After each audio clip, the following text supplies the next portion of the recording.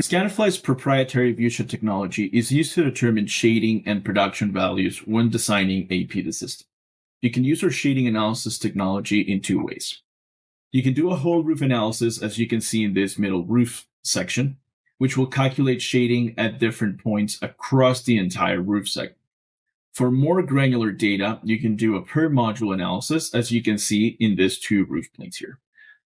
Here you can determine exactly how your modules are being shaded by nearby obstructions. A solar axis viewshed is a shade measurement in the 3D space that calculates annual solar axis, TOF, and TSRF percentages.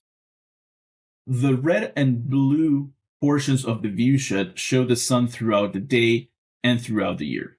The black and green portions depict the shading that occurs on that particular area caused by surrounding environment. Scanifly's Viewshed provide very granular and accurate calculations, which are within 1% of SunEye readings and can be up to 30% more accurate than shade reports derived from LiDAR or satellite imagery.